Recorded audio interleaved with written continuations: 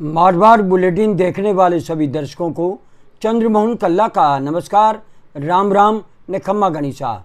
आज के इस समाचारों में मुख्यमंत्री रहे अशोक गहलोत आखिरकार खामोश क्यों हैं।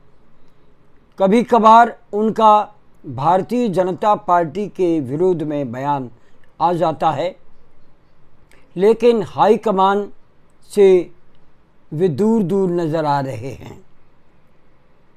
मारवाड़ में इस बार बाड़मेर को छोड़कर के अन्य लोकसभा सीटों पर कांग्रेस को सफलता नहीं मिली।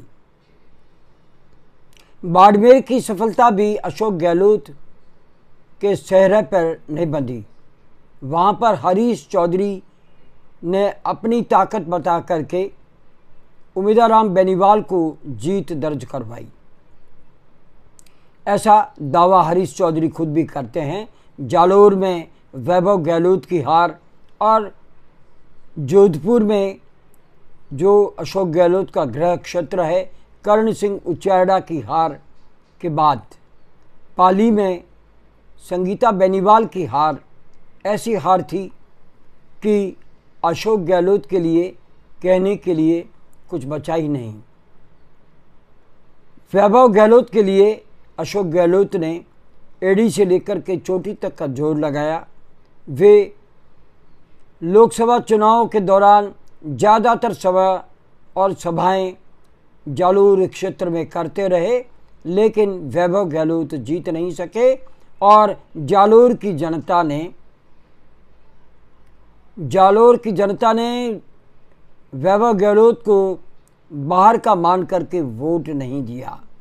वरना अशोक गहलोत की मार्मिक अपील पर अगर वे जाते तो शायद वैभव गहलोत जीत भी सकते थे। जोधपुर में अशोक गहलोत ने पूरा प्रयास किया ही होगा, लेकिन यह तो तय है कि जो ताकत अशोक गहलोत को जोधपुर में लगानी चाहिए थी तो शायद कर्ण सिंह उचारडा अपनी सीट निकाल पाते, क्योंकि फलोदी और लोहावट क्षेत्रों में वे बढ़त बनाए रहे। लेकिन सरदारपुरा विधानसभा क्षेत्र जो अशोक गहलोत का है वहाँ पर पिछड़ गए और अन्य विधानसभा क्षेत्रों में भी वे पीछे रहे और गजेंद्र सिंह शेखावत एक बार फिर जीत का सेहरा बांध करके दिल्ली चले गए और केंद्रीय मंत्री बन गए। फिलहाल अशोक गहलोत की कमर में दर्द है, डॉक्टरों ने उन्हें रेस्ट की सलाह दी है।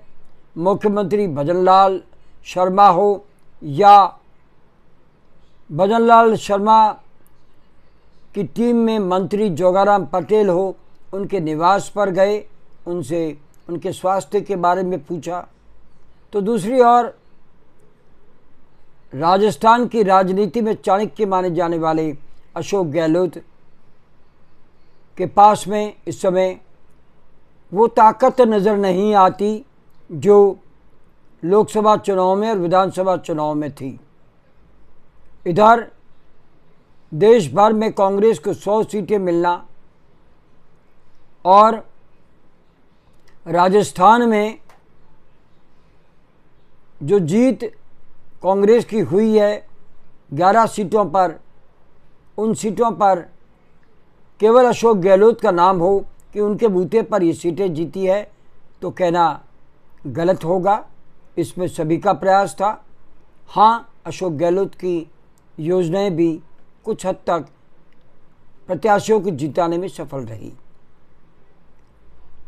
वर्तमान समय में हाईकमान अशोक गहलोत को क्या जिम्मेदारी देता है, ये देखने का समय होगा।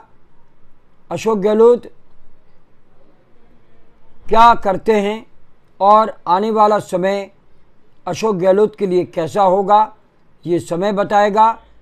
फिलहाल अशोक गहलोत की रणनीति कुछ भी समझ में लोगों को नहीं आ रही है। वे घर पर ही है और भारतीय जनता पार्टी के विरोध में बयान देते जा रहे हैं। आज का बुलेटिन यहीं समाप्त करते हैं और अगला समाचार बुलेटिन लेकर फिर हाजिर होंगे।